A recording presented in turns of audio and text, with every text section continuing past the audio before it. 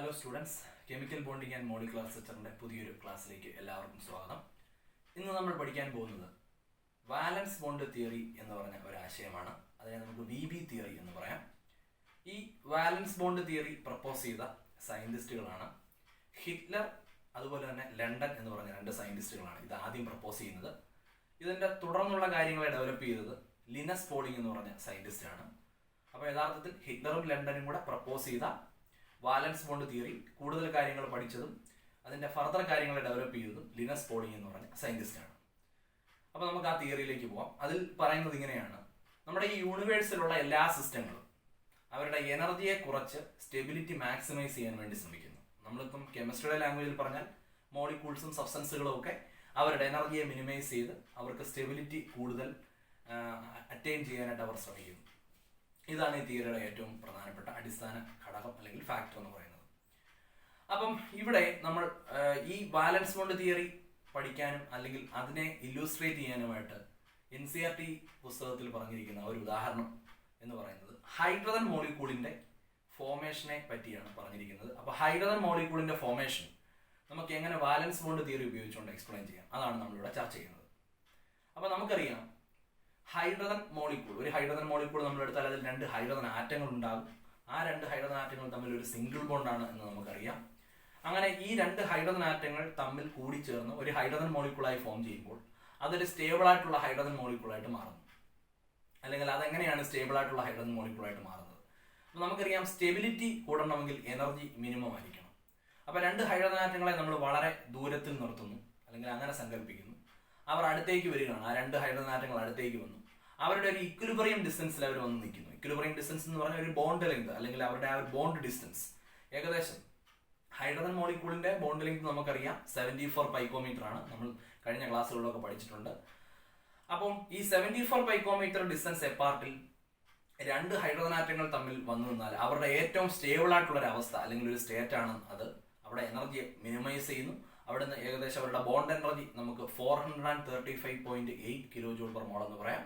അപ്പം ആ ഒരു ഇക്വിലിബ്രിയം ഡിസ്റ്റൻസിൽ അവർ മെയിൻറ്റെയിൻ ചെയ്ത് നിന്നാൽ അവർക്ക് മാക്സിമം സ്റ്റെബിലിറ്റി അറ്റൈൻ ചെയ്യാൻ സാധിക്കുന്നു.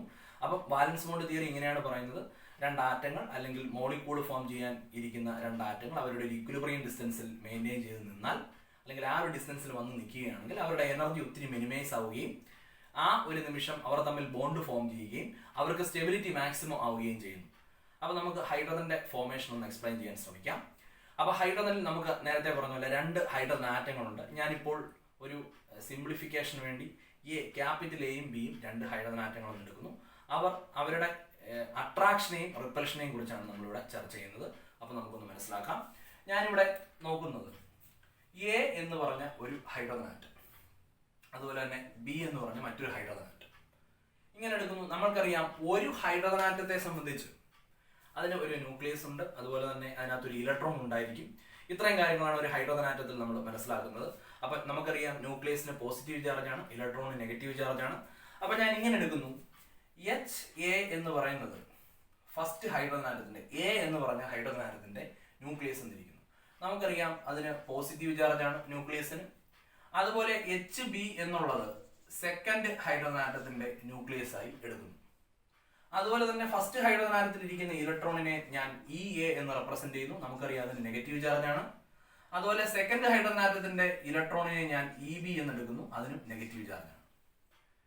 ഈ രണ്ട് ഹൈഡ്രജൻ ആറ്റങ്ങളെയും ഫാർ അപ്പാർട്ട് നമ്മൾ സങ്കല്പിക്കുന്നു. വളരെ ദൂരത്തിൽ ഇവർ നിൽക്കുന്നതായിട്ട് എടുക്കുകയാണ്. അങ്ങനെ വളരെ ദൂരത്തിൽ നിൽക്കുകയാണെങ്കിൽ ഇവർ തമ്മിൽ, ഈ ഒന്നാമത്തെ ഹൈഡ്രജൻ ആറ്റം എന്ന് പറഞ്ഞാൽ എയും രണ്ടാമത്തെ ഹൈഡ്രജൻ ആറ്റമായിട്ടുള്ള ബിയും തമ്മിൽ ഒരു തരത്തിലുള്ള അട്രാക്ഷനോ റിപ്പൽഷനോ, അവരെ നമുക്ക് ചേർത്ത് ഇൻട്രാക്ഷൻസ് ഒന്നും ഇല്ല എന്ന് തന്നെ പറയാം. അപ്പൊ ഇവിടെ നമുക്ക് മനസ്സിലാക്കാൻ പറ്റുന്നത്, ഒരു ഹൈഡ്രജൻ ആറ്റം നമ്മൾ എടുക്കുകയാണെങ്കിൽ, അത് മാത്രമായി എടുക്കുകയാണെങ്കിൽ അതിന്റെ ന്യൂക്ലിയസും ഇലക്ട്രോണും തമ്മിൽ ഒരു അട്രാക്റ്റീവ് ഫോഴ്സ് നേരത്തെ തന്നെ അതിലുണ്ട്. അതൊരു ഓൾഡ് ഫോഴ്സ് ആണ്. അതുപോലെ രണ്ടാമത്തെ ഹൈഡ്രജൻ ആറ്റത്തെ എടുത്താലും അവിടെയും അതിന്റെ ന്യൂക്ലിയസും ഇലക്ട്രോണും തമ്മിലും ഒരു അട്രാക്റ്റീവ് ഫോഴ്സ് ഉണ്ട്. ഇവർ തമ്മിൽ അടുത്തേക്ക് വരികയാണ്, അവരുടെ ഇക്വിലിബ്രിയം ഡിസ്റ്റൻസിലേക്ക് അവർ വരികയാണ്. സ്റ്റെബിലിറ്റി കൈവരിക്കാനായിട്ടും ഹൈഡ്രജൻ മോളിക്യൂൾ ഫോം ചെയ്യാനായിട്ടും അവർ വരികയാണ്. അപ്പോഴാകുമ്പോൾ പുതിയ അട്രാക്റ്റീവ് ഫോഴ്സുകളും റിപ്പൽസീവ് ഫോഴ്സുകളും ഇവർ തമ്മിൽ ഡെവലപ്പ് ചെയ്യും. ആ പുതിയ അട്രാക്റ്റീവ് ഫോഴ്സിനെയും റിപ്പൽസീവ് ഫോഴ്സിനെയും കുറിച്ചാണ് നമ്മളിവിടെ ചർച്ച ചെയ്യുന്നത്. അപ്പൊ എ ബിയോട് അടുത്ത് വരുന്നു എന്ന് പറഞ്ഞാൽ രണ്ട് ഹൈഡ്രജൻ ആറ്റങ്ങൾ അടുത്തടുത്ത് വന്നാൽ ഈ ഫസ്റ്റ് ഹൈഡ്രജന്റെ ന്യൂക്ലിയസ്, അതിന് പോസിറ്റീവ് ചാർജ് ആണ്, അത് സെക്കൻഡ് ഹൈഡ്രജന്റെ ഇലക്ട്രോണിനെ അട്രാക്ട് ചെയ്യുന്നു. അതുപോലെ തന്നെ സെക്കൻഡ് ഹൈഡ്രജന്റെ ന്യൂക്ലിയസ് പോസിറ്റീവ്ലി ചാർജ് ആണ്, അത് ഫസ്റ്റ് ഹൈഡ്രജന്റെ ഇലക്ട്രോണിനെ അട്രാക്ട് ചെയ്യുന്നു. അതേപോലെ തന്നെ നമുക്ക് പറയാൻ പറ്റും ഫസ്റ്റ് ഹൈഡ്രജന്റെ ന്യൂക്ലിയസ് അതിന് പോസിറ്റീവ് ചാർജ് ആണ്, സെക്കൻഡ് ഹൈഡ്രജൻ ന്യൂക്ലിയസ് അതിനും പോസിറ്റീവ് ചാർജ് ആണ്. ഈ രണ്ട് ന്യൂക്ലിയസുകൾ തമ്മിൽ റിപ്പൽഷനിൽ ഏർപ്പെടാൻ സാധ്യതയുണ്ട്. അതുപോലെ തന്നെ ഈ രണ്ട് ഇലക്ട്രോണുകൾ ഫസ്റ്റ് ഹൈഡ്രജന്റെ ഇലക്ട്രോണും സെക്കൻഡ് ഹൈഡ്രജന്റെ ഇലക്ട്രോണും തമ്മിൽ നെഗറ്റീവ്ലി ചാർജ് സ്പീഷീസുകളാണ്, അവർ തമ്മിൽ റിപ്പൽഷനിൽ ഏർപ്പെടാം. അങ്ങനെ ഇലക്ട്രോണുകൾ തമ്മിൽ റിപ്പൽഷനിലും ന്യൂക്ലിയസുകളും റിപ്പൽഷനിൽ തന്നെയാണ്. അതുപോലെ ഒരു ഹൈഡ്രജന്റെ ന്യൂക്ലിയസ് മറ്റൊരു ഹൈഡ്രജന്റെ ഇലക്ട്രോണിനെ അട്രാക്ട് ചെയ്യുന്നു. അപ്പം രണ്ട് ഹൈഡ്രജൻ ആറ്റങ്ങൾ അടുത്തടുത്തേക്ക് വരുന്നു, ആ ഹൈഡ്രജൻ ആറ്റങ്ങൾ തമ്മിൽ മോളിക്യൂൾ ഫോം ചെയ്യാനായിട്ട് ഉദ്ദേശിക്കുന്നു. അപ്പൊ ആ സമയത്ത് ഈ ഒരു ഹൈഡ്രജൻ ആറ്റത്തിന്റെ ന്യൂക്ലിയസ് മറ്റൊരു ഹൈഡ്രജൻ ആറ്റത്തിന്റെ ഇലക്ട്രോണിനെ അട്രാക്ട് ചെയ്യുന്നു. അതുപോലെ തന്നെ ഈ പറയുന്ന ഇലക്ട്രോണുകൾ തമ്മിൽ റിപ്പൽഷൻ ഏർപ്പെടുന്നു, ന്യൂക്ലിയസുകൾ തമ്മിൽ റിപ്പൽഷൻ ഏർപ്പെടുന്നു. അപ്പൊ നമുക്ക് ഇങ്ങനെ പറയാം, രണ്ട് ഹൈഡ്രജൻ ആറ്റങ്ങൾ അടുത്തടുത്തേക്ക് വരുമ്പോൾ അവിടെ അട്രാക്റ്റീവ് ഫോഴ്സും റിപ്പൽസീവ് ഫോഴ്സും എറൈസ് ചെയ്യുന്നുണ്ട്. അപ്പൊ ഇങ്ങനെ ഈ അട്രാക്റ്റീവ് ഫോഴ്സും റിപ്പൽസീവ് ഫോഴ്സും എറൈസ് ചെയ്യുന്നുണ്ട്. അവിടെ നമ്മൾ മനസ്സിലാക്കേണ്ടത് ഈ രണ്ട് ഹൈഡ്രജൻ ആറ്റങ്ങൾ തമ്മിൽ കൂടിച്ചേർന്ന് ഒരു ഹൈഡ്രജൻ മോളിക്യൂൾ ഫോം ചെയ്തു എന്ന് പറഞ്ഞാൽ അതിന്റെ അർത്ഥം ഈ അട്രാക്റ്റീവ് ഫോഴ്സ് റിപ്പൽസീവ് ഫോഴ്സിനെ ഓവർകം ചെയ്തു എന്നാണ്. അപ്പൊ അട്രാക്റ്റീവ് ഫോഴ്സ് ആയിരിക്കും ഡോമിനേറ്റ് ചെയ്യുന്നത് റിപ്പൽസീവ് ഫോഴ്സിനെക്കാട്ടിൽ. എങ്കിലേ അവർ അടുത്ത് വന്ന് ഒരു ഇക്വിലിബ്രിയം ഡിസ്റ്റൻസ് അവർ മെയിൻറ്റെയിൻ ചെയ്ത് അവർ തമ്മിൽ ബോണ്ട് ഫോം ചെയ്തു. ഇപ്പൊ ഉദാഹരണത്തിന് ഹൈഡ്രജന്റെ കേസ് പറയുമ്പോൾ അവർ തമ്മിലുള്ള ഇന്റർന്യൂക്ലിയർ ഡിസ്റ്റൻസ് അല്ലെങ്കിൽ അവരുടെ ഇക്വിലിബ്രിയം ഡിസ്റ്റൻസ് എന്ന് പറയുന്നത് 74 പൈക്കോമീറ്റർ ആണ്, നമുക്കറിയാവുന്ന കേസാണ്. അപ്പൊ അവിടെയാണ് നമ്മൾ നോക്കുന്നത്. അപ്പൊ നമുക്ക് നോക്കാം ഇത് തമ്മിൽ എങ്ങനെയാണ്. അപ്പൊ അട്രാക്റ്റീവ് ഫോഴ്സും റിപ്പൽസീവ് ഫോഴ്സും എങ്ങനെയാണ് എന്ന് നമുക്ക് ഡയഗ്രമാറ്റിക് ആയിട്ട് NCERT ടെക്സ്റ്റിൽ അത് കൊടുത്തിട്ടുണ്ട്, അതെങ്ങനെയാണെന്ന് നോക്കാം. അപ്പൊ ഞാൻ ഇങ്ങനെ എടുക്കുന്നു, അട്രാക്റ്റീവ് ഫോഴ്സിനെ എടുക്കുന്നു, അട്രാക്റ്റീവ് ഫോഴ്സ്. അപ്പം ഒന്ന് ശ്രദ്ധിക്കുക ഇവിടെ.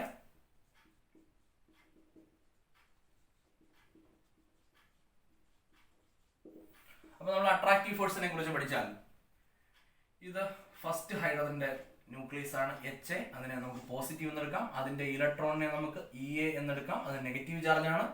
അതുപോലെ തന്നെ സെക്കൻഡ് ഹൈഡ്രജന്റെ ന്യൂക്ലിയസ് ആണ് HB, അതിന് നമുക്ക് പോസിറ്റീവ് ചാർജ് എടുക്കാം. അതിന്റെ ഇലക്ട്രോണിനെ നമുക്ക് EB എന്നെടുക്കാം, അതിന് നെഗറ്റീവ് ചാർജ് ആണ്.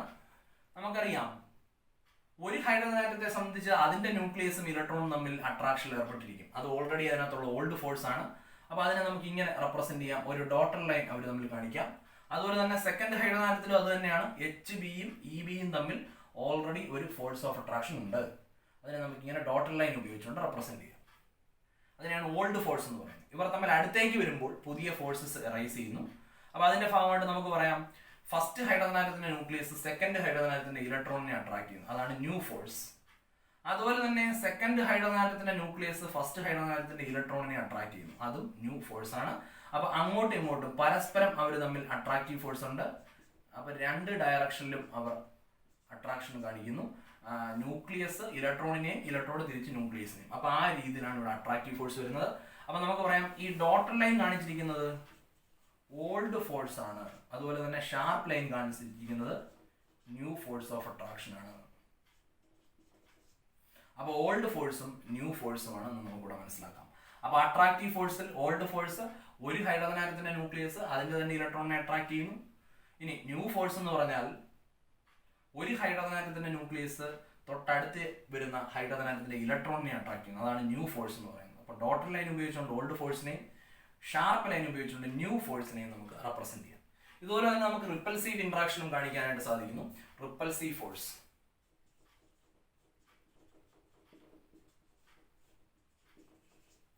റിപ്പൽസീവ് ഫോഴ്സിലേക്ക് പോയാൽ ഒരു ഹൈഡ്രജൻ ആറ്റത്തിന്റെ ന്യൂക്ലിയസ് അടുത്ത ഹൈഡ്രജൻ ആറ്റത്തിന്റെ ന്യൂക്ലിയസ് ഇവർ തമ്മിൽ റിപ്പൽഷനിൽ ഏർപ്പെടുന്നു. കാരണം നമുക്കറിയാം ഒരേ ചാർജുകൾ അടുത്ത് വന്നാൽ അവർ തമ്മിൽ റിപ്പൽഷനാണ്. അതുപോലെ ഇത് ഫസ്റ്റ് ഹൈഡ്രജന്റെ ഇലക്ട്രോൺ ആണ്, ഇത് സെക്കൻഡ് ഹൈഡ്രജന്റെ ഇലക്ട്രോൺ ആണ്. ഇവർ തമ്മിലും റിപ്പൽഷനിൽ ഏർപ്പെടുന്നു, അവർക്കും ഒരേ ചാർജ് ആയതുകൊണ്ട് ഇതാണ്. അപ്പം ഇലക്ട്രോൺ ഇലക്ട്രോൺ റിപ്പൽഷൻ, അതുപോലെ തന്നെ ന്യൂക്ലിയസ് ന്യൂക്ലിയസ് റിപ്പൽഷൻ. അത് ആ ഡിറക്ഷൻ നോക്കിയാൽ മതി. ഈ പ്ലസ് അങ്ങോട്ട് പോകുന്നു, ഈ പ്ലസ് ഇങ്ങോട്ട് വരുന്നു, ഈ മൈനസ് അങ്ങോട്ട് ഡയറക്ഷൻ, അതിന്റെ ഓപ്പോസിറ്റ് ഡയറക്ഷൻ EB. അപ്പം ഇവിടെ നമുക്ക് ലൈക്ക് ചാർജസ് അങ്ങോട്ടും ഇങ്ങോട്ടും റിപ്പൽഷൻ നടക്കുന്നു. അപ്പൊ ഡയഗ്രമാറ്റിക് ആയിട്ട് NCERT ടെക്സ്റ്റിൽ രണ്ട് ഹൈഡ്രജൻ ആറ്റങ്ങളുടെ അട്രാക്ഷനും റിപ്പൽഷനും ഈ രീതിയിലാണ് കാണിച്ചിരിക്കുന്നത്. അപ്പം nucleus nucleus repulsion, electron electron repulsion, അതുപോലെ തന്നെ ന്യൂക്ലിയസ് ഇലക്ട്രോൺ അട്രാക്ഷൻ, ആ ഒരു രീതിയിലാണ് നമ്മൾ മനസ്സിലാക്കുന്നത്. ഈ രീതിയിലാണ് NCERT ടെക്സ്റ്റിൽ ഡയഗ്രമാറ്റിക് ആയിട്ട് രണ്ട് ഹൈഡ്രജൻ ആറ്റങ്ങൾ തമ്മിലുള്ള റിപ്പൽസീവ് അട്രാക്റ്റീവ് ഇന്ററാക്ഷനുകളെ റെപ്രസെന്റ് ചെയ്തിരിക്കുന്നത്. ഇനി നമുക്ക് ഒരു ഗ്രാഫിക്കൽ റെപ്രസെന്റേഷനിലേക്ക് പോകാം. അത് ഉപയോഗിച്ചുകൊണ്ട് നമുക്ക് ഹൈഡ്രജൻ ആറ്റങ്ങൾ അല്ലെങ്കിൽ എങ്ങനെ കൂടിച്ചേർന്ന് എനർജി മിനിമൈസ് ചെയ്യുന്നു എന്ന് മനസ്സിലാക്കാം. നമ്മളിവിടെ ഹൈഡ്രജൻ മോളിക്യൂളിന്റെ ഫോർമേഷനുമായിട്ട് ബന്ധപ്പെട്ട് ഗ്രാഫ് നോക്കിക്കഴിഞ്ഞാൽ നമുക്ക് ഇങ്ങനെ മനസ്സിലാവും. ഇവിടെ നമ്മുടെ എനർജിയും ഇന്റർന്യൂക്ലിയർ ഡിസ്റ്റൻസും തമ്മിലാണ് ഗ്രാഫിക്കൽ റെപ്രസെന്റേഷൻ കാണിച്ചിരിക്കുന്നത്. നമ്മൾ ഈ ഗ്രാഫ് പഠിക്കുന്നത് റൈറ്റിൽ നിന്ന് ലെഫ്റ്റിലേക്കാണ്. അപ്പോൾ നമ്മളിവിടെ നോക്കുമ്പോൾ ഇത് രണ്ട് ഹൈഡ്രജൻ ആറ്റങ്ങളെ റെപ്രസെന്റ് ചെയ്യുന്നു. ഈ രണ്ട് ഹൈഡ്രജൻ ആറ്റങ്ങൾ അടുത്തടുത്ത് വരുന്നു. അതനുസരിച്ച് അവരുടെ എനർജി കുറഞ്ഞുകൊണ്ടേയിരിക്കുകയാണ്. അപ്പം വൈ ആക്സിസിൽ നമ്മൾ എനർജി എടുത്തിരിക്കുന്നു. അപ്പം റൈറ്റിൽ നിന്ന് ലെഫ്റ്റിലേക്ക് നമ്മൾ വരുമ്പോൾ ഹൈഡ്രജൻ ആറ്റങ്ങൾ തമ്മിലുള്ള അകലം കുറയുന്നതനുസരിച്ച് എനർജി കുറഞ്ഞുകൊണ്ടിരിക്കുന്നു.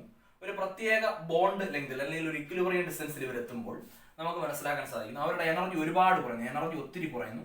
ആ എനർജിയാണ് ബോണ്ട് എനർജി എന്ന് പറയുന്നത്. അത് ഏകദേശം 435.8 ആണ്. അതുപോലെ 435.8 കിലോ ജൂൾ പെർ മോൾ. ഇതാണ് ഹൈഡ്രജന്റെ ബോണ്ട് എനർജി എന്ന് പറയുന്നത്. അപ്പോൾ ഇത്ര എമൗണ്ട് ഓഫ് എനർജി റിലീസ് ആകുന്നു രണ്ട് ഹൈഡ്രജൻ ആറ്റങ്ങൾ കമ്പൈൻ ചെയ്യുമ്പോൾ. അവിടെ നമ്മൾ കറസ്പോണ്ടിങ് ആയിട്ട് ഇന്റർന്യൂക്ലിയർ ഡിസ്റ്റൻസ് ബോണ്ട് ലെങ്ത് നോക്കുമ്പോൾ 74 പൈക്കോമീറ്റർ ആണ്. അപ്പൊ എന്ന് പറഞ്ഞാൽ ഈ ഗ്രാഫിൽ നിന്ന് മനസ്സിലാവുന്നത് 74 പൈക്കോമീറ്റർ എപ്പാർട്ട് രണ്ട് ഹൈഡ്രജൻ ആറ്റങ്ങൾ വന്നു നിന്നാൽ അവർ തമ്മിൽ ഏറ്റവും സ്യൂട്ടബിൾ കണ്ടീഷനാണ് ബോണ്ട് ഫോം ചെയ്യാൻ. അപ്പൊ ആ ഒരു നിമിഷം അവരുടെ എനർജി മിനിമൈസ് ചെയ്യും. ഇനി നമ്മൾ ശ്രദ്ധിക്കേണ്ട കാര്യം, വീണ്ടും ഈ 74 പൈക്കോമീറ്ററിൽ നിന്ന് വീണ്ടും അവർ അടുത്തേക്ക് പോവുകയാണ്. എന്ന് പറഞ്ഞാൽ അവർ തമ്മിലുള്ള ഡിസ്റ്റൻസ് വീണ്ടും കുറയുകയാണ്. അപ്പൊ അതിൽ നിന്ന് പറഞ്ഞാൽ വീണ്ടും എനർജി കൂടുന്നതായിട്ട് കാണാം. അപ്പൊ ഈ 74 പൈക്കോമീറ്റർ കഴിഞ്ഞാൽ വീണ്ടും അവിടെ എന്താണ് എനർജി കൂടുന്നതായിട്ട്, റിപ്പൽഷൻ വീണ്ടും വർദ്ധിക്കുന്നതായിട്ട് കാണാൻ പറ്റും. അപ്പൊ എനർജി വർദ്ധിക്കുന്നതായിട്ട് കാണാൻ പറ്റും. അപ്പൊ കൃത്യമായി പറഞ്ഞാൽ ഈ ഗ്രാഫ് നമ്മൾ സ്റ്റഡി ചെയ്താൽ റൈറ്റിൽ നിന്ന് ലെഫ്റ്റിലേക്ക് നമ്മൾ ട്രാവൽ ചെയ്ത് നോക്കിയാൽ ഈ ഒരു പ്രത്യേക ഡിസ്റ്റൻസ് 74 പൈക്കോമീറ്റർ എപ്പാർട്ടിൽ അവർ വന്ന് നിൽക്കുമ്പോഴാണ് ആ രണ്ട് ഹൈഡ്രജൻ ആറ്റങ്ങൾ തമ്മിൽ മിനിമം എനർജി സിറ്റുവേഷൻ ക്രിയേറ്റ് ചെയ്യപ്പെടുന്നത്. ആ ഒരു മിനിമം എനർജി സിറ്റുവേഷനിൽ അവർ തമ്മിൽ ബോണ്ട് ക്രിയേറ്റ് ചെയ്യുന്നു. അപ്പം ഒരു വാലൻസ് ബോണ്ട് തിയറി പറയുന്നതനുസരിച്ച് 74 പൈക്കോമീറ്റർ ഡിസ്റ്റൻസിൽ എന്ന് പറഞ്ഞാൽ ആ ഇക്വിലിബ്രിയം ഡിസ്റ്റൻസിൽ രണ്ട് ഹൈഡ്രജൻ ആറ്റങ്ങൾ തമ്മിൽ ഒരു സിംഗിൾ ബോണ്ട് ഫോം ചെയ്യാൻ ഏറ്റവും ഫേവറബിൾ കണ്ടീഷനാണ്. അങ്ങനെ ആ ഒരു കണ്ടീഷനിൽ അവർ തമ്മിൽ കമ്പൈൻ ചെയ്യുകയും ഹൈഡ്രജൻ മോളിക്യൂൾ ഫോം ചെയ്യുകയും ചെയ്യുന്നു. ഇതാണ് ഹൈഡ്രജൻ മോളിക്യൂളിന്റെ ഫോർമേഷൻ ഉപയോഗിച്ചുകൊണ്ട് വാലൻസ് തിയറി നമ്മൾ എക്സ്പ്ലെയിൻ ചെയ്താൽ നമുക്ക് മനസ്സിലാവുന്നത്. അപ്പം ഓക്കെ, ഇന്ന് നമുക്കിവിടെ പഠിക്കാനുള്ളത് ഓർബിറ്റൽ ഓവർലാപ്പ് കൺസെപ്റ്റ് ആണ്. എന്താണ് ഓർബിറ്റൽ ഓവർലാപ്പ് കൺസെപ്റ്റ്? ഇപ്പൊ നമ്മൾ നേരത്തെ പറഞ്ഞല്ലേ രണ്ട് ഹൈഡ്രജൻ ആറ്റങ്ങൾ തമ്മിൽ കൂടിച്ചേർന്ന് ഒരു ഹൈഡ്രജൻ മോളിക്യൂൾ ആവുന്നു. അപ്പൊ ഈ രണ്ട് ഹൈഡ്രജൻ ആറ്റങ്ങൾ അടുത്തടുത്ത് വരുന്നു. അപ്പൊ നമുക്കറിയാം രണ്ട് ഹൈഡ്രജൻ ആറ്റങ്ങളിൽ 1s ഓർബിറ്റലുകളുണ്ട്. ഓരോ ഹൈഡ്രജൻ ആറ്റത്തിലും 1s ഓർബിറ്റൽസ് ഉണ്ട്. അപ്പൊ ഈ രണ്ട് ഹൈഡ്രജൻ ആറ്റങ്ങൾ കൃത്യമായി 74 പൈക്കോമീറ്റർ എപ്പാർട്ടിൽ അല്ലെങ്കിൽ അവരുടെ ആ ഇക്വിലിബ്രിയം ഡിസ്റ്റൻസിൽ വരുമ്പോൾ ആ രണ്ട് ഹൈഡ്രജൻ ആറ്റങ്ങളുടെ അറ്റോമിക് ഓർബിറ്റലുകൾ, വാലൻസ് ഷെല്ലിലെ ആ അറ്റോമിക് ഓർബിറ്റൽ എന്ന് പറഞ്ഞാൽ 1s ഓർബിറ്റൽസ്, അവർ ഒരു പാർഷ്യൽ ഇന്റർപെനട്രേഷന് വിധേയമാകുന്നു. അങ്ങനെയാണ് ആ രണ്ട് ഹൈഡ്രജൻ ആറ്റങ്ങൾ തമ്മിൽ ഒരു സിംഗിൾ ബോണ്ട് ക്രിയേറ്റ് ചെയ്യുന്നത്. അപ്പൊ നമുക്ക് മനസ്സിലാക്കാം, ഇപ്പൊ നമ്മൾ ഹൈഡ്രജൻ ആറ്റത്തെ മാറ്റി നിർത്തി നമുക്ക് ജനറലൈസ് ചെയ്ത് പറഞ്ഞാൽ രണ്ട് ആറ്റങ്ങൾ തമ്മിൽ ഒരു ബോണ്ട് ഫോം ചെയ്യാനായിട്ട് വരുമ്പോൾ അവർ അടുത്തടുത്ത് ഒരു ഇക്വിലിബ്രിയം ഡിസ്റ്റൻസിൽ നിൽക്കുമ്പോൾ അവരുടെ വാലൻസ് ഷെല്ലിലെ ഓർബിറ്റലുകൾ പരസ്പരം പാർഷ്യലി മെർജ് ചെയ്യുന്നു അല്ലെങ്കിൽ പാർഷ്യൽ ഇന്റർപെനട്രേഷന് വിധേയമാകുന്നു. ആ പാർഷ്യൽ ഇന്റർപെനട്രേഷന് വിധേയമാകുന്നതുകൊണ്ടാണ് അല്ലെങ്കിൽ ആ അറ്റോമിക് ഓർബിറ്റലുകൾ പാർഷ്യൽ മെർജിങ്ങിന് വിധേയമാകുന്നത് കൊണ്ടാണ് ആ രണ്ട് ആറ്റങ്ങൾ തമ്മിൽ ബോണ്ട് ക്രിയേറ്റ് ചെയ്യപ്പെടുന്നത് അല്ലെങ്കിൽ ബോണ്ട് ഫോം ചെയ്യുന്നത്. അപ്പൊ ബോണ്ട് ഫോർമേഷന്റെ സമയത്താണ് ഈ ഇന്റർപെനട്രേഷൻ എന്ന് പറഞ്ഞ പ്രോസസ്സ് നടക്കുന്നത്. എന്ന് പറഞ്ഞാൽ നമുക്ക് തിരിച്ചു പറഞ്ഞാൽ ഇന്റർപെനട്രേഷൻ നടക്കുമ്പോഴാണ് അവിടെ ബോണ്ട് ക്രിയേറ്റ് ചെയ്യപ്പെടുന്നത്. അപ്പൊ ഈ അറ്റോമിക് ഓർബിറ്റലുകൾ തമ്മിലുള്ള ഇന്റർപെനട്രേഷൻ അല്ലെങ്കിൽ പാർഷ്യൽ ഇന്റർപെനട്രേഷൻ, അപ്പൊ ആറ്റങ്ങളുടെ ബാലൻസ് ഷെല്ലിലെ അറ്റോമിക് ഓർബിറ്റലുകൾ തമ്മിലുള്ള പാർഷ്യൽ ഇന്റർപെനട്രേഷൻ അല്ലെങ്കിൽ പാർഷ്യൽ മെർജിങ്ങിനെയാണ് നമ്മൾ ഓവർലാപ്പിംഗ് ഓഫ് അറ്റോമിക് ഓർബിറ്റൽസ് എന്ന് പറയുന്നത്. അപ്പൊ ഈ ഇന്റർപെനട്രേഷൻ അതിന്റെ എക്സ്റ്റെന്റ്, അതിന്റെ ദൈർഘ്യം അല്ലെങ്കിൽ ഈ ഇന്റർപെനട്രേഷൻ അല്ലെങ്കിൽ ഓവർലാപ്പിംഗ് വളരെ കൂടുതലാണ്, അതിന്റെ ആ ഒരു എഫക്റ്റ് വളരെ കൂടുതലാണെങ്കിൽ ആ അങ്ങനെ ഫോം ചെയ്യുന്ന ബോണ്ട് വളരെ സ്ട്രോങ്ങർ ആയിരിക്കും. അപ്പം the extent of overlapping directly proportional to the strength of a bond. അപ്പോൾ ഒരു ബോണ്ടിന്റെ, പ്രത്യേകിച്ച് ഒരു കോവാലന്റ് ബോണ്ടിന്റെ സ്ട്രെങ്തിനെ തീരുമാനിക്കുന്നത് ഈ ഓവർലാപ്പിംഗിന്റെ ദൈർഘ്യം അല്ലെങ്കിൽ എക്സ്റ്റെന്റ് ആണ്. എത്രത്തോളം നന്നായി ഓവർലാപ്പിംഗ് നടത്തുന്നു അത്രത്തോളം അത് അനുസരിച്ച് ആ ബോണ്ട് അല്ലെങ്കിൽ ആ കോവാലന്റ് ബോണ്ട് നല്ല ശക്തമായിരിക്കും അല്ലെങ്കിൽ സ്ട്രോങ്ങർ ആയിരിക്കും. അപ്പൊ ഈ ഓവർലാപ്പിംഗിന്റെ ഇഫക്റ്റ് കുറയുന്നതനുസരിച്ച് അല്ലെങ്കിൽ എക്സ്റ്റെന്റ് കുറയുന്നതനുസരിച്ച് ആ ബോണ്ട് വീക്കർ ആയിക്കൊണ്ടിരിക്കും. അപ്പൊ ഈ രീതിയിൽ മനസ്സിലാക്കാൻ നമുക്ക് extent of overlapping between two atomic orbitals directly proportional to the strength അല്ലെങ്കിൽ സ്ട്രെങ്ത് ഓഫ് എ ബോണ്ട്, ഒരു ബോണ്ടിന്റെ സ്ട്രെങ്തിനെ ഡിപ്പെൻഡ് ചെയ്തിരിക്കുന്നു. ഇതാണ് ഓവർലാപ്പിംഗ് കൺസെപ്റ്റുമായിട്ട് ബന്ധപ്പെട്ട് നമുക്ക് പറയാൻ പറ്റുന്നത്. അപ്പൊ അറ്റോമിക് ഓർബിറ്റലുകൾ അല്ലെങ്കിൽ രണ്ട് ആറ്റങ്ങൾ അടുത്തടുത്ത് വന്നാൽ അവരുടെ അറ്റോമിക് ഓർബിറ്റലുകൾ ഒരു പാർഷ്യൽ മെർജിങ്ങിന് അല്ലെങ്കിൽ ഇന്റർപെനട്രേഷന് വിധേയമാകുന്നു.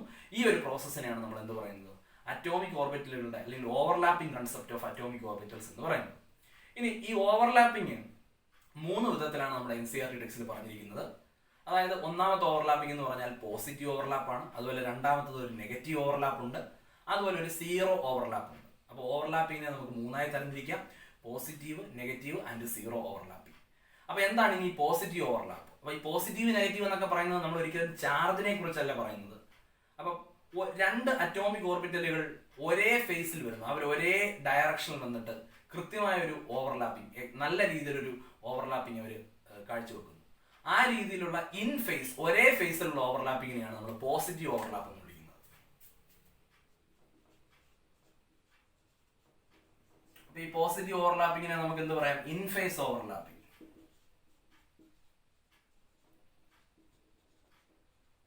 അപ്പൊ അതിനെ ഇൻ ഫേസ് ഓവർലാപ്പിംഗ് എന്ന് പറയും. അപ്പൊ ഈ പോസിറ്റീവ് എന്ന് പറഞ്ഞാൽ ചാർജിൽ ഉദ്ദേശിക്കുന്നു ഒരേ ഡയറക്ഷൻ വന്നിട്ട് അവർ കൃത്യമായി ഒരു നല്ല രീതിയിൽ ഓവർലാപ്പ് ചെയ്യുന്നു. അതിനെയാണ് പോസിറ്റീവ് ഓവർലാപ്പ് എന്ന് പറയുന്നത്. അതുപോലെ തന്നെ നമുക്ക് നെഗറ്റീവ് ഓവർലാപ്പ് ഉണ്ട്. അപ്പൊ നെഗറ്റീവ് ഓവർലാപ്പ് എന്ന് പറഞ്ഞാൽ ഒരേ ഡയറക്ഷനിൽ വരുന്നില്ല, അവർ ഔട്ട് ഓഫ് ഫേസ് ഓവർലാപ്പ് ആണ്, അവരുടെ ഫേസ് മാറിപ്പോകുന്നു.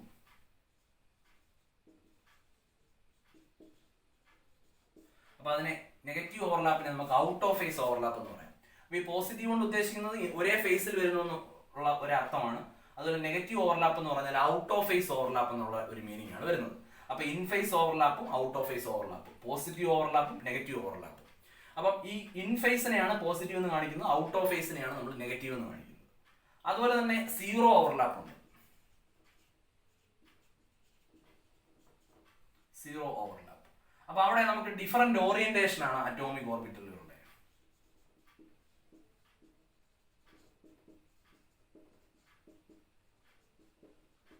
അറ്റോമിക് ഓർബിറ്റലുകളുടെ ഡയറക്ഷൻ അല്ലെങ്കിൽ ഓറിയന്റേഷൻ ഡിഫറെന്റ് ആയി പോകുന്നു. എക്സും വൈയും എന്നൊക്കെ പറഞ്ഞാൽ ആക്സിസുകൾ മാറിപ്പോകുന്നു. അങ്ങനെയുള്ള രീതിയിലാണ് നമുക്ക് സീറോ ഓവർലാപ്പിംഗ് സാധ്യമാകുന്നത്. അപ്പൊ നമുക്ക് നോക്കാം, പോസിറ്റീവ് ഓവർലാപ്പിന്റെ ഒരു എക്സാമ്പിൾ നോക്കാം. അപ്പൊ നോക്കി, നമ്മൾ ഈ ഓവർലാപ്പിംഗ് കൺസെപ്റ്റ് പറയുന്നത് നമ്മൾ ആറ്റങ്ങളുടെ അല്ലെങ്കിൽ ഈ പറയുന്ന അറ്റോമിക് ഓർബിറ്റലുകളുടെ ന്യൂക്ലിയസ്, ആറ്റങ്ങളുടെ ഒരു ന്യൂക്ലിയസ് സ്ഥിതി ചെയ്യുന്നത് ഇസഡ് ആക്സിസ് എന്ന് പറഞ്ഞ ഒരു കൺസിഡറേഷൻ ആണ് നമ്മളിവിടെ കൊടുക്കുന്നത്. Z axis. അപ്പൊ Z axis is taken as the internuclear axis. അപ്പൊ നമ്മൾ നോർമലി എക്സ് ആക്സിസിനെയാണ് ഹൊറിസോണ്ടൽ ആയിട്ട് എടുക്കാറുള്ളത്. ഇവിടെ നമുക്ക് ആ 3 ആക്സിസുകൾ, എക്സിനെയും വൈനെയും ഇസഡിനെയും നമുക്ക് എങ്ങനെ വേണമെങ്കിലും എടുക്കാം. ഒരു കണ്ടീഷനേ ഉള്ളൂ, അവർ മ്യൂച്വലി പെർപെൻഡിക്കുലർ ആയിരിക്കണമെന്നേ ഉള്ളൂ. അപ്പൊ നമ്മൾ ഇവിടെ ഹൊറിസോണ്ടൽ ആയിട്ടുള്ള ആക്സിസിനെ ഇസഡ് എന്നും വെർട്ടിക്കൽ ആയിട്ടുള്ള ആക്സിസിനെ എക്സ് എന്നും അതിന് രണ്ടിനും പെർപെൻഡിക്കുലർ ആയിട്ടുള്ള ആക്സിസിനെ വൈ എന്നും എടുക്കുന്നു. നമ്മൾ ഇവിടുത്തെ സിംപ്ലിസിറ്റിക്ക് വേണ്ടി ആ ഒരു കൺസിഡറേഷൻ ആണ്. അപ്പൊ here Z axis is taken as the internuclear axis and it is the horizontal axis. അപ്പം ഇസഡ് എന്ന് പറയുന്ന ഹൊറിസോണ്ടൽ ആക്സിസും വെർട്ടിക്കൽ ആയിട്ട് നമ്മുടെ എക്സിനെയും അതിന് രണ്ടിനും മ്യൂച്വലി പെർപെൻഡിക്കുലർ ആയിട്ട് വൈയെയും നമ്മൾ എടുക്കുന്നുണ്ട്. അപ്പൊ നമ്മൾ അങ്ങനെ നോക്കുമ്പോൾ പോസിറ്റീവ് ഓവർലാപ്പിന്റെ ഒരു എക്സാമ്പിൾ ആയിട്ട് നോക്കിയാൽ 2 പി ഓർബിറ്റലുകളെ ഞാൻ പരിഗണിക്കുന്നു. അപ്പൊ ഇതൊരു പി ഓർബിറ്റലാണ്. അതിന്റെ പ്ലസ് മൈനസ് ഒരേ ഫേസ് എന്ന് കാണിക്കാനാണ് പ്ലസും മൈനസും കാണിക്കുന്നത്. ഇതൊരിക്കലും ചാർജ് അല്ല.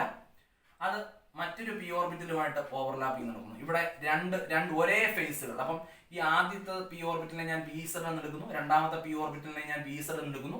ഇവർ ഇസഡ് ആക്സിസിലൂടെ, സപ്പോസ് ഇത് ഇസഡ് ആക്സിസ് ആണെന്നിരിക്കട്ടെ, ആ ഇസഡ് ആക്സിസിലൂടെ ഇവർ പരസ്പരം അവരുടെ പോസിറ്റീവ് ആയിട്ടുള്ള പാർട്ടുകൾ എന്ന് പറഞ്ഞാൽ ഒരേ ഫേസിൽ അവർ ഓവർലാപ്പിംഗ് നടത്തുന്നു.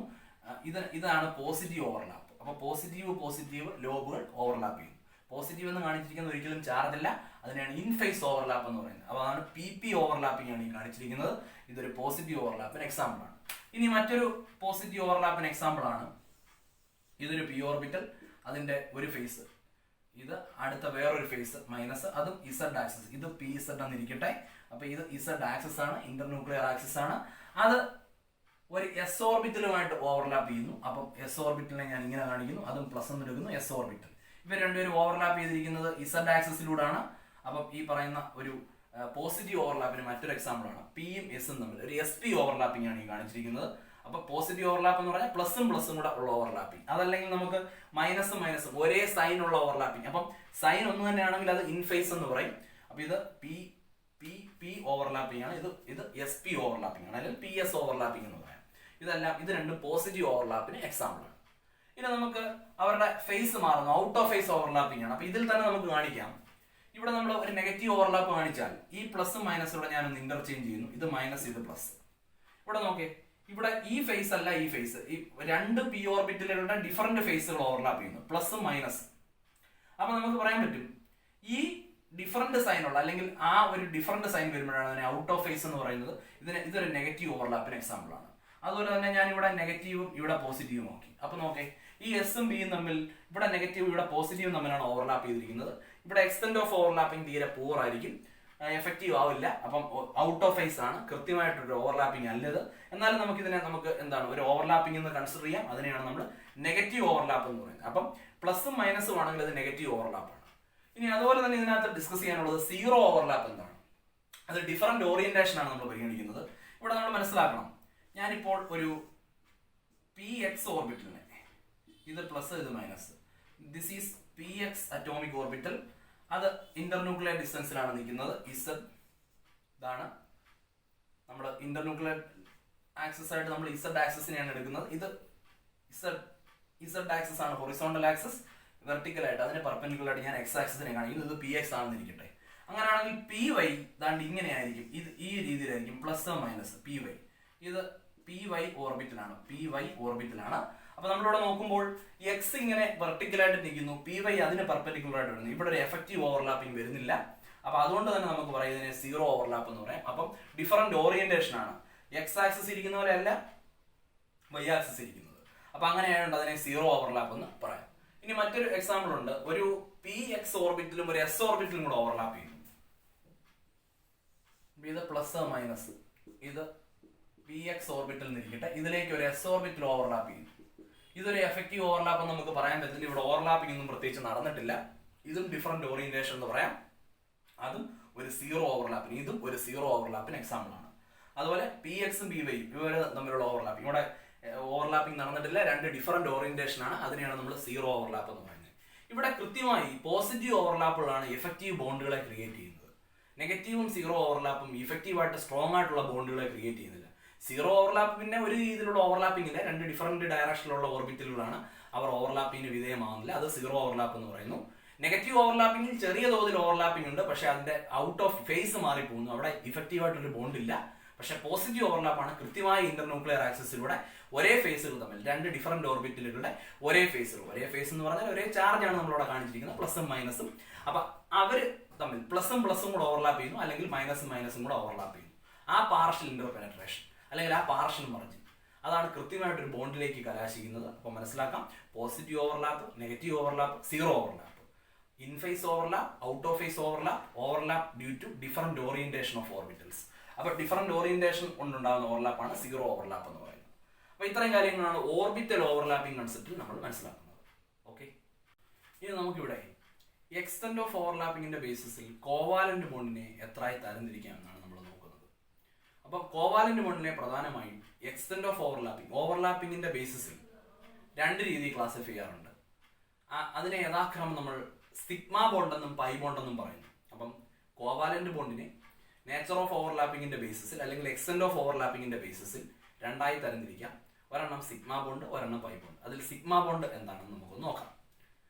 അപ്പം ഈ കോവാലന്റ് ബോണ്ട് ഫോം ചെയ്യുമ്പോൾ അത് മോർ ഇഫക്റ്റീവായിട്ട് എക്സ്റ്റെന്റ് ഓഫ് ഓവർലാപ്പിംഗ് വളരെ കൂടുതലാണ്, അപ്പോൾ കൂടുതൽ ശക്തമായിരിക്കും ആ ബോണ്ട്. ആ രീതിയിൽ ഓവർലാപ്പിംഗ് നടക്കണമെങ്കിൽ ഇന്റർന്യൂക്ലിയർ ആക്സിസിലൂടെ എന്ന് പറഞ്ഞാൽ ഇസഡ് ആക്സിസിലൂടെ ഹെഡ് ടു ഹെഡ് ഓവർലാപ്പിംഗ് അല്ലെങ്കിൽ end to end overlapping situation ആണ് വരേണ്ടത്. അപ്പം head to head or head on overlapping അല്ലെങ്കിൽ എൻഡ് ടു എൻഡ് ഓവർലാപ്പിംഗ് വഴി ഫോം ചെയ്യുന്ന കോവാലന്റ് ബോണ്ടാണ് സിഗ്മ ബോണ്ട്. നമുക്ക് നോക്കാം.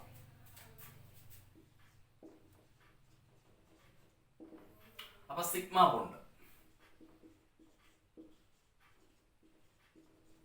അപ്പൊ ഈ സിഗ്മ ബോണ്ട് ക്രിയേറ്റ് ചെയ്യുന്നത് head to head overlapping or end to end overlapping.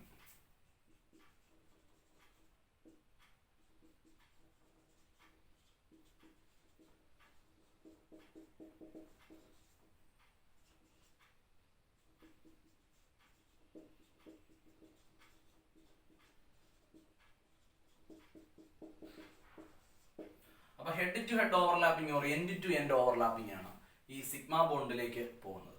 അപ്പൊ നമുക്ക് ഉദാഹരണമായിട്ട് നോക്കാം. രണ്ട് എസ് ഓർബിറ്റലുകൾ തമ്മിൽ ഓവർലാപ്പ് ചെയ്യുന്നു. ഇതൊരു എസ് ഓർബിറ്റലാണ്, ഇത് മറ്റൊരു എസ് ഓർബിറ്റലാണ്. ഈ രണ്ട് എസ് ഓർബിറ്റലും ഇന്റർന്യൂക്ലിയർ ആക്സിസ് അഥവാ ഇസഡ് ആക്സിസിലൂടെ വളരെ ഇഫക്റ്റീവായിട്ട് ഓവർലാപ്പ് ചെയ്യുന്നു. ഇതാണ് ഓവർലാപ്പിംഗ്. ഇത് ഒരു സിഗ്മ ബോണ്ടിലേക്കാണ് പോകുന്നത്. This is called SS overlapping. ഇതിനെയാണ് നമ്മൾ SS ഓവർലാപ്പിംഗ് എന്ന് പറയുന്നത്. ഇനി അതുപോലെ തന്നെ സിഗ്മ ബോണ്ടിലേക്ക് പോകുന്ന മറ്റൊരു എക്സാമ്പിൾ ആണ് ഒരു S ഓർബിറ്റലും അതുപോലെ തന്നെ ഒരു P ഓർബിറ്റലും. ഇതൊരു P ഓർബിറ്റലാണ്, Z ആക്സിസ് ആണത്. ഇതൊരു S ഓർബിറ്റലാണ്. ഈ S ഓർബിറ്റലും P ഓർബിറ്റലും കൂടെ ഓവർലാപ്പ് ചെയ്യുന്നു. അത് ഈ ഒരു ഫോർമേഷൻ ആണ് നമുക്ക് മനസ്സിലാക്കാം. This is called SP overlapping. This is called SP overlapping. അപ്പൊ മനസ്സിലാക്കാം, ഇതിനെയാണ് ഹെഡ് ടു ഹെഡ് ഓവർലാപ്പിംഗ് എന്ന് പറയുന്നത്. അപ്പൊ ഇവര് തമ്മിൽ ഇഫക്റ്റീവ് ആയിട്ട് ഒരു ഓവർലാപ്പിംഗ് നടത്തി SS ഓവർലാപ്പിംഗ് Z ആക്സിസിലൂടെ എന്ന് പറഞ്ഞാൽ ഇന്റർന്യൂക്ലിയർ ആക്സിസിലൂടെ. അതുപോലെ ഇത് ഒരു P ഓർബിറ്റിലാണ്, ഇത് S ഓർബിറ്റിലാണ്. ഇവര് തമ്മിലും ഹെഡ് ടു ഹെഡ് അല്ലെങ്കിൽ എൻഡ് ടു എൻഡ് ഓവർലാപ്പിംഗ് ആണ്. ഇതും ഇഫക്റ്റീവ് ആയിട്ടുള്ളൊരു ഓവർലാപ്പിംഗ് ആണ്. അതിനെ SP ഓവർലാപ്പിംഗ് എന്ന് വിളിക്കുന്നു. അതുപോലെ തന്നെ നമുക്ക് രണ്ട് P ഓർബിറ്റലുകളെ തമ്മിലും ഓവർലാപ്പ് ചെയ്യാം ഇന്റർന്യൂക്ലിയർ ആക്സിസിലൂടെ.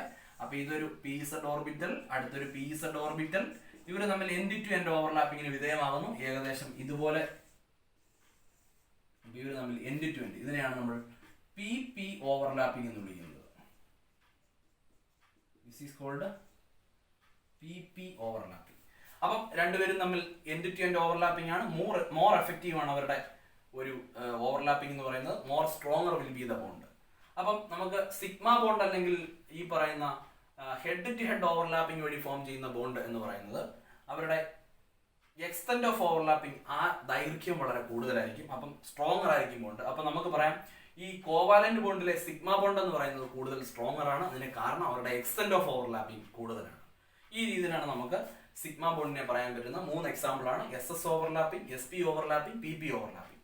ഈ എല്ലാ ഓവർലാപ്പിംഗും ഇന്റർന്യൂക്ലിയർ ആക്സിസിലൂടെ ഇഫക്റ്റീവ് ആയിട്ട് ഹെഡ് ടു ഹെഡ് അല്ലെങ്കിൽ ഹെഡ് ഓൺ ഓവർലാപ്പിംഗ് ആണ് ഇവിടെ കാണാൻ പറ്റുന്നത്. ഓക്കെ, അടുത്തതായി നമുക്ക് കോവാലന്റ് ബോണ്ടിലെ രണ്ടാമത്തെ ക്ലാസിഫിക്കേഷനിലേക്ക് പോവാം. അവിടെയാണ് പൈ ബോണ്ട് ഫോർമേഷൻ അല്ലെങ്കിൽ പൈ ബോണ്ട് എന്ന് പറയുന്നത്. അപ്പം പൈ ബോണ്ട് എന്ന് പറയുന്നത് സൈഡ് വേസ് ഓവർലാപ്പിംഗ് വഴി അല്ലെങ്കിൽ ലാറ്ററൽ ഓവർലാപ്പിംഗ് വഴിയാണ് ഫോം ചെയ്യുന്നത്. അപ്പോൾ അവിടെ എക്സ്റ്റെന്റ് ഓഫ് ഓവർലാപ്പിംഗ് തീരെ കുറവാണ്. അപ്പോൾ എക്സ്റ്റെന്റ് ഓഫ് ഓവർലാപ്പിംഗ് കുറവായതുകൊണ്ട് ആ സിഗ്മ ബോണ്ടിനെ അപേക്ഷിച്ച് പൈ ബോണ്ട് വീക്കർ ആയിരിക്കും. അപ്പോൾ നമുക്കിവിടെ PX ഓർബിറ്റലുകളെ നോക്കാം. രണ്ട് PX ഓർബിറ്റലുകൾ, ഇത് ഇന്റർന്യൂക്ലിയർ ആക്സിസ് Z ആക്സിസ് ആണ്. രണ്ട് PX ഓർബിറ്റൽ ഇങ്ങനെ ലാറ്ററൽ ഓവർലാപ്പിംഗ് ആണ് ഇവിടെ നടന്നിരിക്കുന്നത്. അപ്പോൾ ഇതിനെ സൈഡ് വേസ് ഓവർലാപ്പിംഗ് എന്ന് പറയും. അപ്പോൾ സൈഡ് വേസ് ഓവർലാപ്പിംഗ് വഴി ഫോം ചെയ്യുന്ന ബോണ്ടിനെയാണ് നമ്മൾ പൈ ബോണ്ട് എന്ന് പറയുന്നത്. അപ്പോൾ സിഗ്മ ബോണ്ടിനെ അപേക്ഷിച്ച് പൈ ബോണ്ട് വീക്കർ ആയിരിക്കും. അതിന് കാരണം പൈ ബോണ്ടിൽ എക്സ്റ്റെന്റ് ഓഫ് ഓവർലാപ്പിംഗ് തീരെ കുറവാണ്. അതുകൊണ്ട് തന്നെ സിഗ്മ ബോണ്ട് ഈ സ്ട്രോങ്ങർ ദാൻ പൈ ബോണ്ട് നമുക്ക് പറയാൻ പറ്റും. അപ്പൊ സിഗ്മ ബോണ്ടാണ് ശക്തമായ ബോണ്ട്, പൈ ബോണ്ട് വീക്കർ ആയിട്ടുള്ള ബോണ്ടാണ്. അപ്പൊ ഇവിടെ മനസ്സിലാക്കാം, ഇത് രണ്ട് P ഓർബിറ്റലുകളാണ്. അവരിങ്ങനെ ലാറ്ററലായിട്ട് ഓവർലാപ്പ് ചെയ്യുന്നു. അതിന്റെ ഭാഗമായിട്ട് ഇവർ ഇങ്ങനെയാണ് അപ്പിയർ ചെയ്യുന്നത്. ഒരു ചാർജ് ക്ലൗഡായിട്ട് ഇന്റർന്യൂക്ലിയർ ആക്സിസിന് മുകളിലും താഴെയുമായിട്ട് രണ്ട് ഹാഫുകളിലായിട്ട് നമുക്ക് വരച്ചു വെക്കാൻ പറ്റും. ജസ്റ്റ് ഒരു ഓവർലാപ്പിംഗ് ഇവിടെ ആവുന്നുള്ളൂ. നല്ലൊരു എക്സ്റ്റെന്റ് ഓഫ് ഓവർലാപ്പിംഗ് ഇല്ല. സിഗ്മ ബോണ്ടിൽ അത്രയും ഓവർലാപ്പിംഗ് പൈ ബോണ്ടിൽ ഇല്ല. അതുകൊണ്ട് തന്നെ നമുക്കൊരു കാര്യം കൺക്ലൂഡ് ചെയ്യാം, sigma bond is stronger than pi bond. അപ്പൊ ഈ രീതിയിലാണ് നമുക്ക് കോവാലന്റ് ബോണ്ടിനെ ക്ലാസിഫൈ ചെയ്യാൻ പറ്റുന്നത്. ഓക്കെ.